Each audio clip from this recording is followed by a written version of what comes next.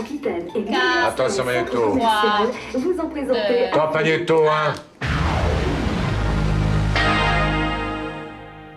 Madame, Monsieur, bonsoir. Édition spéciale ce soir concernant les élections municipales de Bordeaux. Il y a actuellement 3 candidats officiels pour succéder à Jacques Chaban-Delmas. Le dernier en date est Alain Juppé. Il tenait une conférence de presse cet après-midi. Il a accordé un entretien à Bernard Bonin et Jean-Louis Normand. Toute caméra, c'est vite arrivé.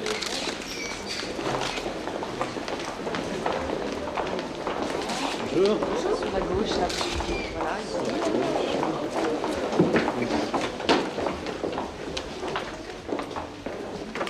Rien n'est sorti alors, parce qu'on rien n'est sorti, on a des élections régionales. Bonjour.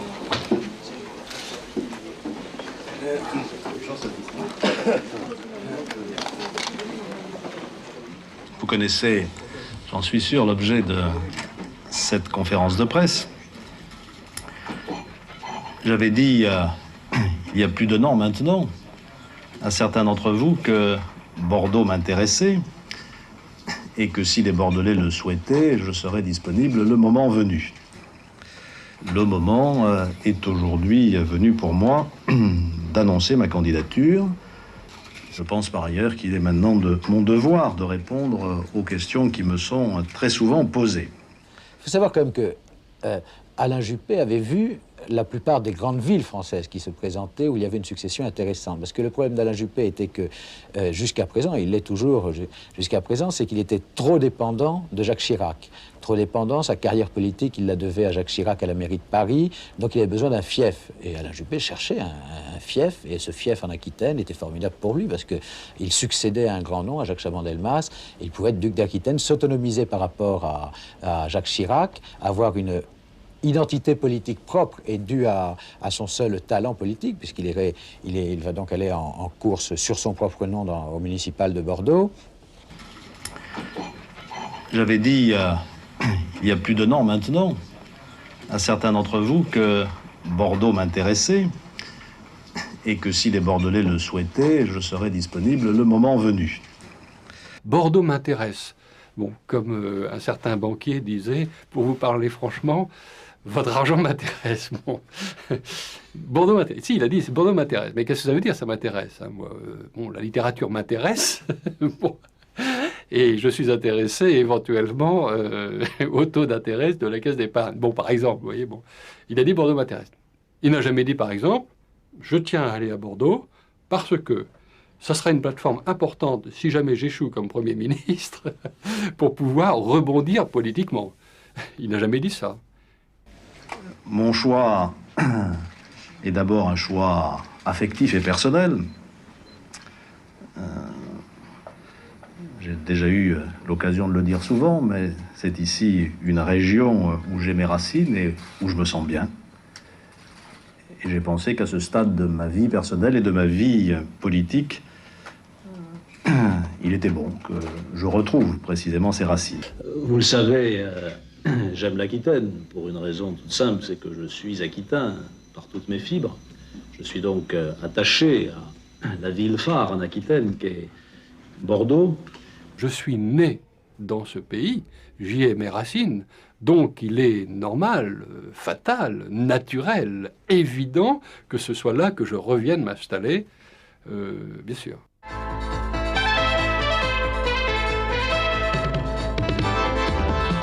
C'est un choix affectif, c'est mon pays, c'est ma région, il y a un âge où on a envie de retrouver ses racines.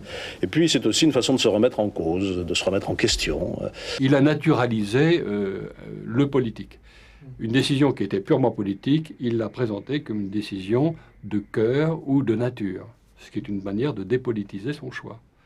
La tentation de Bordeaux, oh que c'est merveilleux comme titre, la tentation de Bordeaux. Bon, Juppé ne l'a pas encore annoncé officiellement. Bon, la tentation pour qui, hein? Donc il est certain que d'une certaine manière, je croirais que l'Express va plutôt suggérer que Bordeaux est tenté par Juppé. Enfin, je l'imagine, je n'ai pas lu l'article. Bien, on prête à Bordeaux de désirer Juppé, et même il y a une sorte d'insistance presque lourde et continue du côté de l'attente et du désir de Bordeaux, et on prête à Alain Juppé le fait de se faire désirer, etc., etc., et on ne sort pas l'ambition et le désir de Juppé. Hein. Bien. Chaban, l'appel à Juppé, ah ben alors là, voilà qui fait raccord tout à fait avec ce que nous venons de dire, à savoir que du côté de la dimension en hauteur, du côté de la qualité haute, du côté gaulien, si vous voulez, hein, effectivement, l'appel à Juppé fait inévitablement penser à l'appel à De Gaulle, et là, comment dirais-je, une sorte de dramatisation qui porte vers le haut, si vous voulez, toutes ces données, tous ces enjeux et toutes ces images de la campagne, si vous voulez. Enfin, ou de l'après-campagne, plutôt. Et donc on pourrait presque dire qu'un article comme celui-ci, c'est un article de propagande. Ah, tout à fait, tout à fait, tout à fait. Un pareil titre, c'est évidemment, comment dirais-je, au service d'eux, à la limite, voulu ou non voulu, mais il fonctionne comme ça. L'appel, en fait, du destin ou de la providence ou de Dieu, si vous voulez. Bon, il était appelé de toute éternité. Et naturellement, les journalistes qui sont bien branchés, sachant qu'il était appelé, sont allés tout de suite lui dire « Allez-vous répondre favorablement à cet appel ?» Non, parce qu'à chaque fois, dans tous ces dossiers, là j'ai évoqué uniquement la question Juppé, mais de façon tout à fait équitable, on parle bien évidemment de Jacques Valade et des atouts de Jacques Valade à chaque fois, qui est donc le dauphin officiel de Jacques Chaban-Delmas, mais on sait maintenant aujourd'hui qu'il y aura bagarre entre Valade et Juppé, et on ne fait pas, dans les trois papiers que vous avez cités, là on ne fait pas la part belle à Alain Juppé, on présente également tous les arguments en quelque sorte de Jacques Valade, et il a des arguments très valables.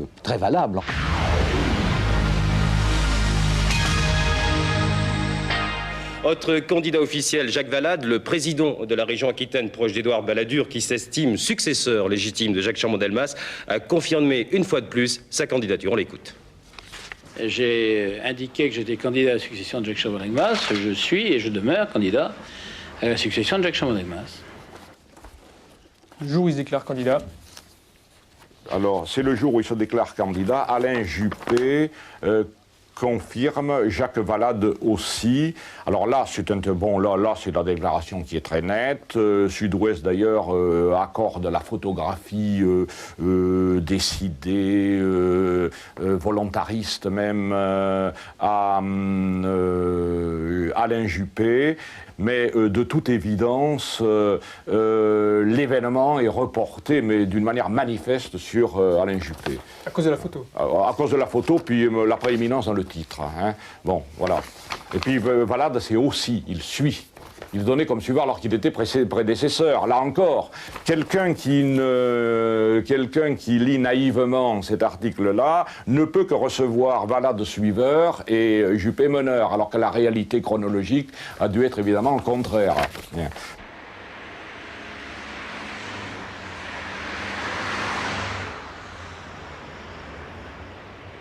Non, enfin, je crois que pour les journalistes, là, il y a vraiment deux catégories de candidats. Ouais, mais pareil, Juppé présente ses vœux, vous allez avoir toutes les caméras de télévision qui vont assister aux vœux de Juppé. Il ne va rien dire, ça sera langue de bois, super langue de bois, enfin, tout ce qu'on veut, mais toutes les caméras de télévision seront là. Moi, si je présente mes vœux demain à la presse, vous n'aurez personne. Bon, ben, je crois qu'il faut l'accepter comme tel, mais un ministre devrait être exactement traité de la même façon qu'un candidat, je dirais, du cru. Et nous, là-dessus, on est les grands lésés de l'accès à l'information dans le cadre d'une campagne électorale où, théoriquement, tout le monde devrait démarrer sur un pied d'égalité. Officiellement, il n'est pas.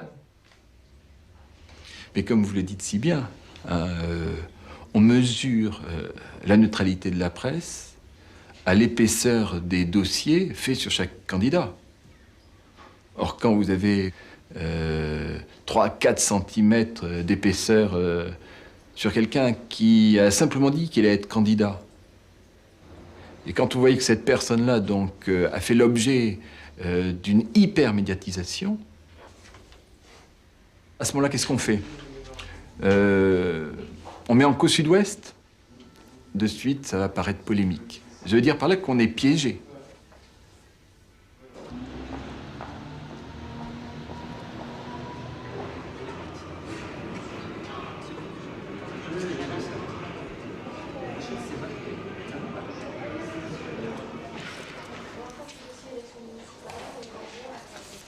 je clique sur un des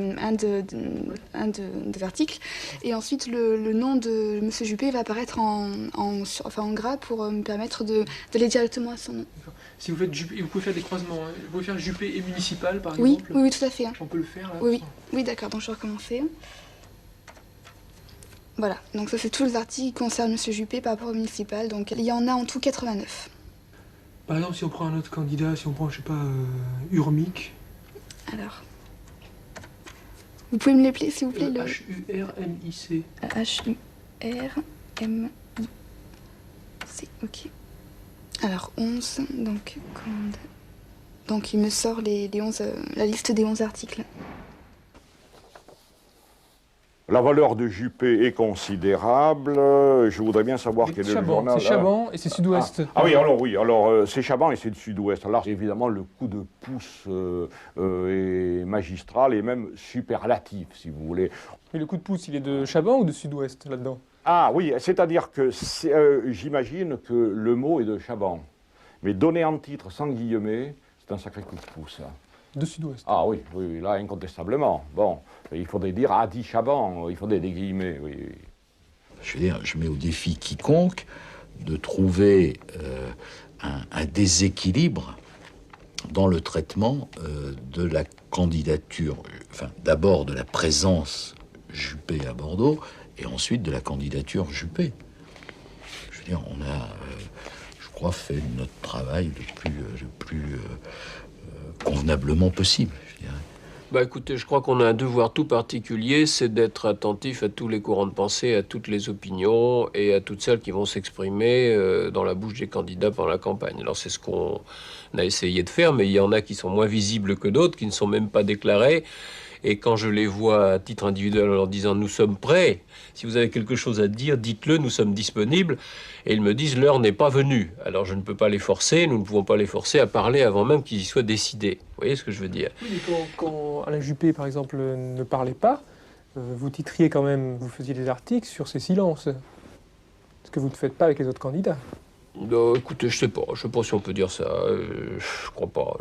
J'ai pas ce sentiment. Il faudrait regarder, il faudrait faire une comptabilité analytique de ce que nous avons dit.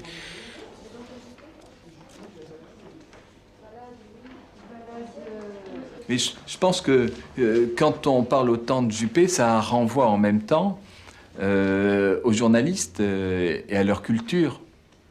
Et au fait, c'est un peu gamin. C'est-à-dire, il s'intéresse à nous. Il, le ministre des Affaires étrangères, voilà, Juppé s'intéresse à nous. C'est enfantin.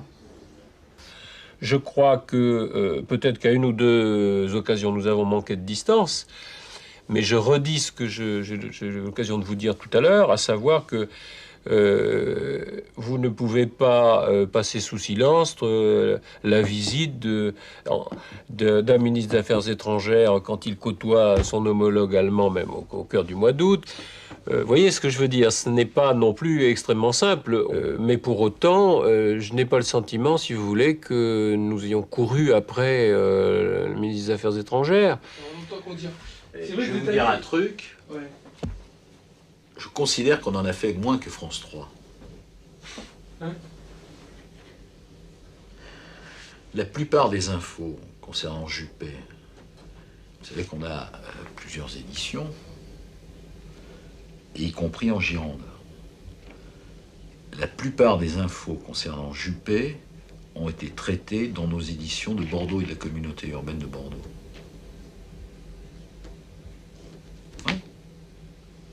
France 3, eux, c'était le Périgueux à Bayonne.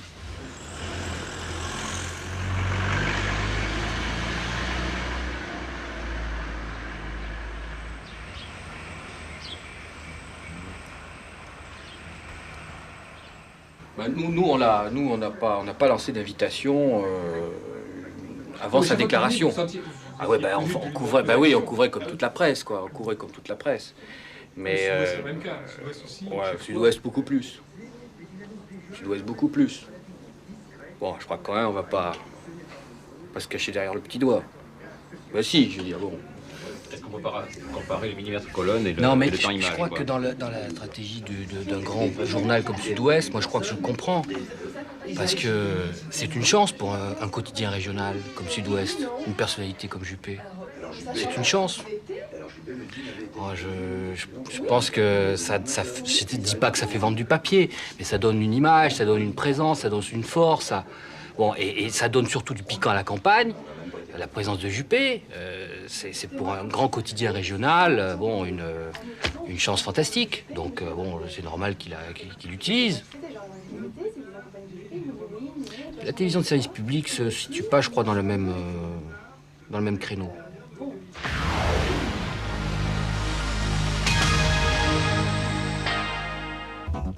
48 heures avant l'arrivée de son époux, Isabelle Juppé est à Bordeaux. La femme du ministre des Affaires étrangères apprécie, comme son mari apparemment, les douceurs de la capitale régionale. Bernard Bonnin et Jean-Pierre Darroux l'ont rencontrée.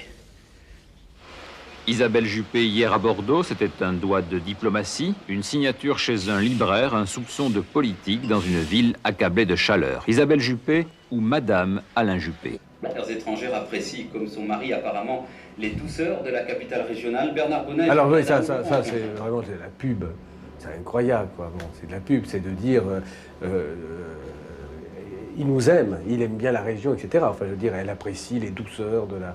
Je veux dire, on imagine l'inverse. Elle est venue, elle trouve que vraiment le temps est pourri. Il faudrait imaginer l'inverse pour voir ce que ça ferait, quoi. Là, je veux dire, là ça passe, on s'en rend à peine compte, parce que ça glisse tout seul, hein, le truc. Mais il suffit de faire l'inverse pour comprendre les effets positifs, qui sont d'autant plus positifs qu'on ne les voit pas. Je veux dire, ça paraît pas de la propagande, hein, le fait de dire les douceurs de la région, etc. Elle apprécie, hein, c'est-à-dire elle nous apprécie, elle apprécie notre climat, elle apprécie la région, etc. C'est une pub incroyable, ça. Mais là, qui se voit pas. Vous découvrez, pas tout à fait, mais en quelque sorte, la ville de Bordeaux. C'est une ville dans laquelle vous pourriez passer quelque temps? Pourquoi pas? C'est une ville magnifique, il fait un temps magnifique et ça me plaît beaucoup. Spécialiste des questions de défense au Matin de Paris, puis au service politique du journal La Croix, Isabelle Juppé a appris très vite au Quai d'Orsay les règles élémentaires de la diplomatie. Elle était hier très discrète sur les ambitions locales de son époux. Mais sûrement que la stratégie de Sud-Ouest est très différente de la nôtre. Bon, mais nous, je dis, ça a été vraiment... bon, il y avait eu un sujet de Bernard avant sur la sortie du livre d'Isabelle Juppé. Bon, le livre était sorti à Bordeaux. Elle s'était baladée dans Bordeaux, ville vélo. En plus, à l'échelon européen, bon, son livre parlait du vélo. Bon, on aurait pu dire aussi que c'était une façon de servir sa candidature. Mais je pense pas. Moi, je réagis pas comme ça. Bon, on est en région, il n'y a pas une quantité industrielle d'événements. Bon, à partir du moment où on sait que Juppé est un candidat potentiel, c'est intéressant pour nous de voir tous les aspects du personnage. Retour aux sources pour un vacancier de marque, Alain Juppé, le ministre des Affaires étrangères, qui prend quelques jours de repos à Hossegor, dans les Landes dont il est originaire. Pas question de parler politique. Michel Faure, Jean Polité. Est-ce qu'il y a des livres que vous avez lus là pendant les vacances que vous n'aviez pas eu le temps de lire pendant l'année ou est-ce qu'il y a des musiques que vous avez écoutées? On dit que vous êtes très mélomane. Est-ce que vous y passez plus de temps pendant les congés?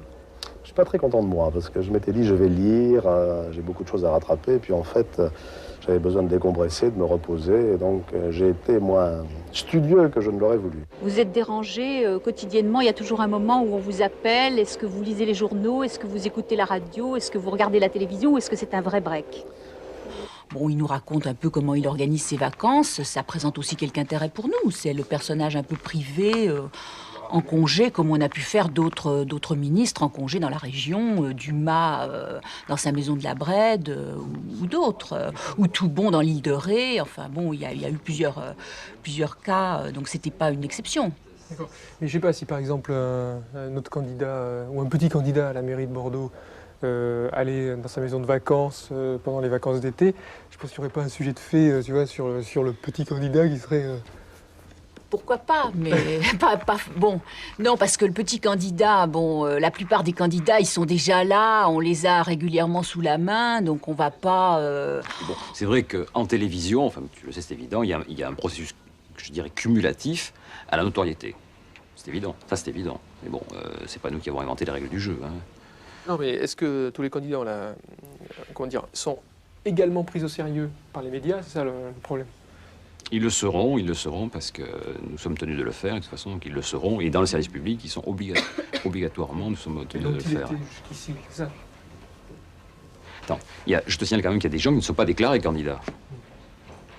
Oui, mais Juppé ne l'était pas jusqu'au 9 novembre. Et on a beaucoup parlé de lui, alors qu'il n'était pas déclaré officiellement candidat. Parce qu'il était potentiellement candidat. Mais qui a décidé qu'il était potentiellement candidat? Juppé. La rumeur.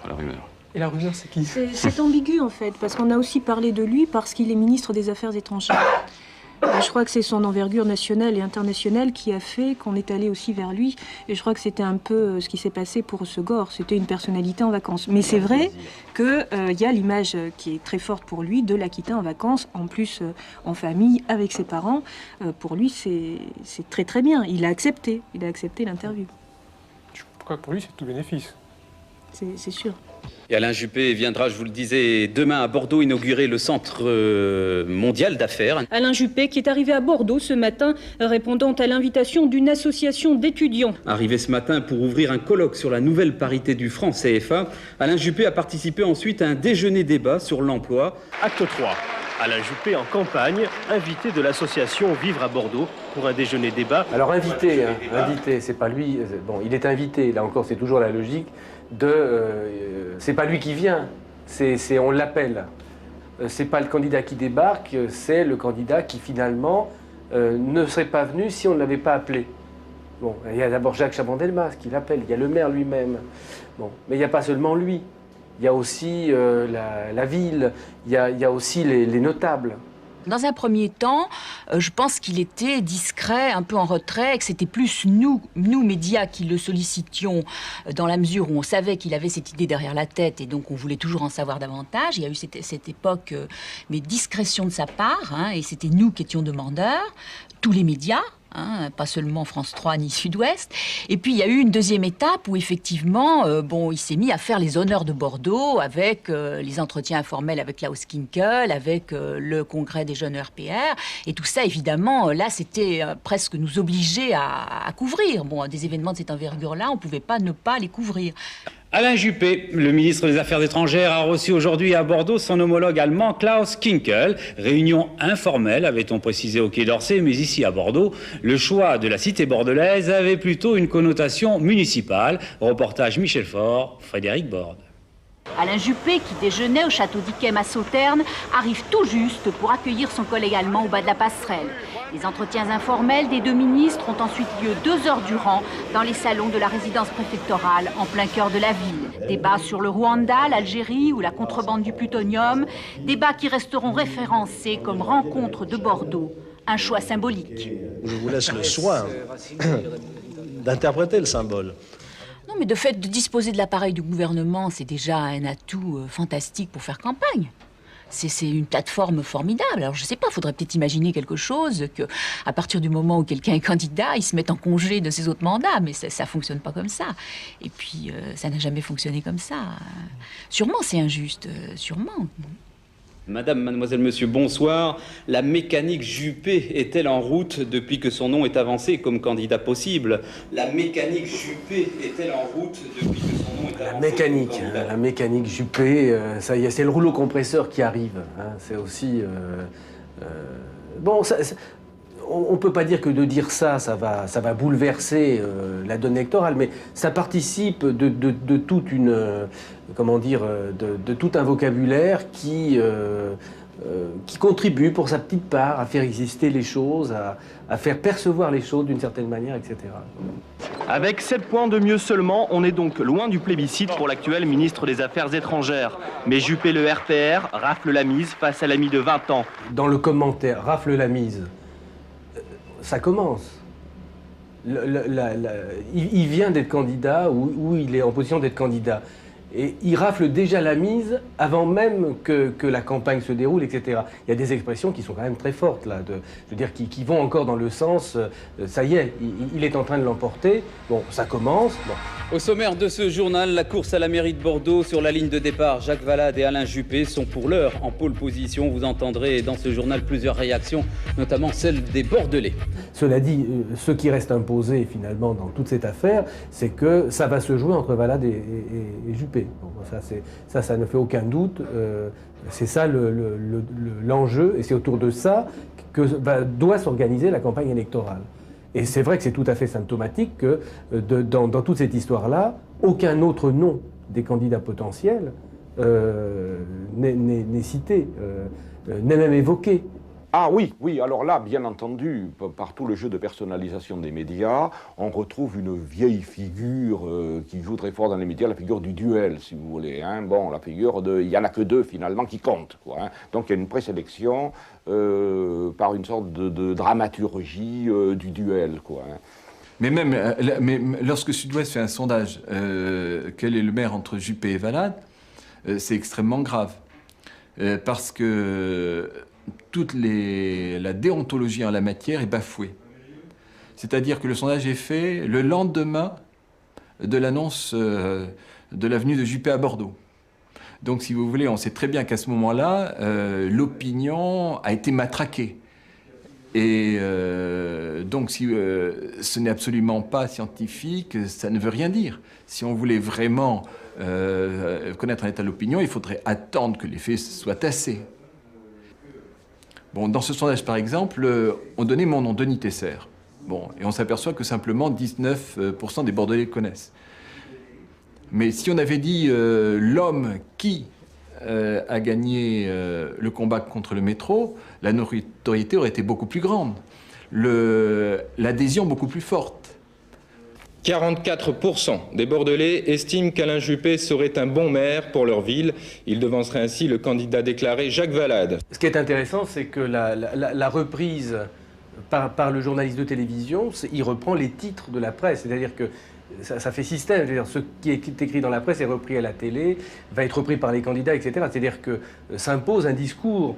Il reprend apparemment la logique de ligne de départ. C'est une course, bon, avec un candidat en pole position.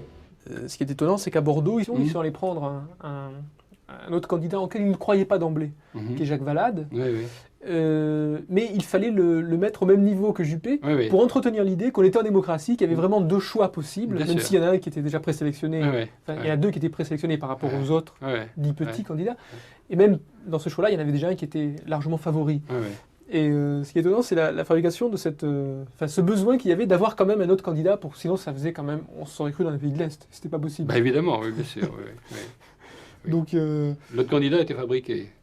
Quasiment. Quasiment.